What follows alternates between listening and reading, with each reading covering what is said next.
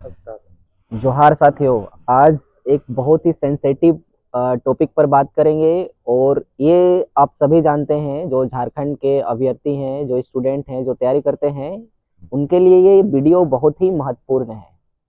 आप सभी ने जेएसएससी सीजीएल को मैटर को लेकर के लंबे समय से आप देख रहे हैं कि वो कोर्ट में चला और कोर्ट में जाकर के रिजर्व हुआ।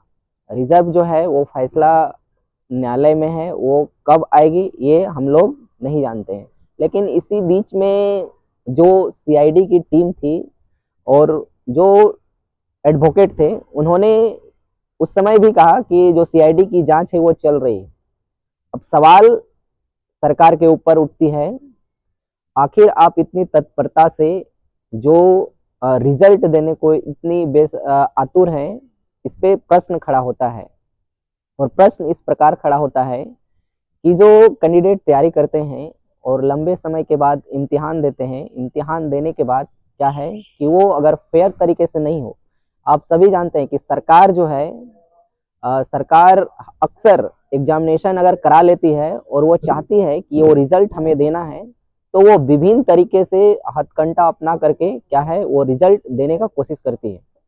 इसमें हम किसी पक्ष और विपक्ष का बात नहीं करेंगे, जो फैक्ट अभी तक आया है उसी पर आधारित बात करेंगे। और ये वीडियो बहुत ही इम्पोर्टेंट है।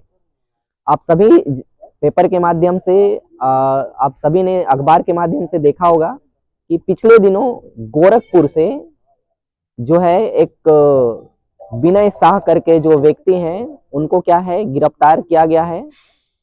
साथ ही साथ वहाँ जो ये घटना घटी है, ये घटना जो है अंजाम कहाँ से दिया गया था, किन होटल पे दिया गया था, तो आपको बता दें। काटी काटी साथियों, जैसा कि है कि उनका नाम है विनय शाह और उर्फ जो नाम है वो है हरिहर सिंह। बेसिकली ये व्यक्ति अलग अलग नामों से क्या है कि अलग अलग स्थान में रह करके नाम छुपा करके क्या है ये जो सारी घटना है, ये घटना को आज तक अंजाम दिए। लेकिन ये मूल रूप का रहने वाला वो झारखंड और रांची का ही है, जैसा जो रिपोर्ट के माध्यम से आया है। साथ ही साथ ये जो अंजाम दिया गया है, ये अंजाम एक होटल से दिया गया था, रांची का जेड स्क्वायर, जो कि हिनू में है।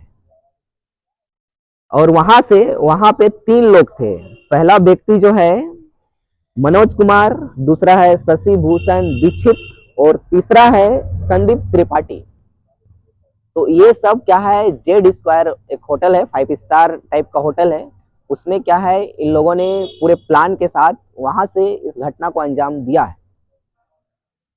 ये भारत के इतिहास में या झारखंड के इतिहास में ये पहली बार ऐसी घटना है कि एक तरफ न्यायालय में सारी बातें रिजर्व हो गई है, अब आजकल में जजमेंट आना है, उसी बीच में क्या है कि ये जो सीजीएल की घटना है उसका गिरफ्तारी हुई है।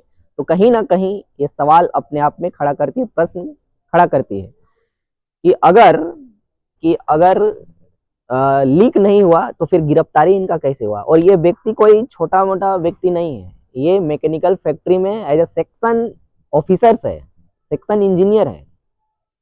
तो ऐसे ऐसे लोग घटना को अंजाम दे रहे हैं, तो सरकार को गंभीरता पूर्वक इसमें विचार करके, साथ ही साथ जो सभी के पक्ष में हो, ऐसा नहीं कि आप रिजल्ट के लिए आतुर हैं, जो सच में जेन्युइन है और जो घटना जो लीकेज हुई है उसको आपको ध्यान देना चाहिए। और भारत के इतिहास में ये पहली बार ऐसा हमने देखा है।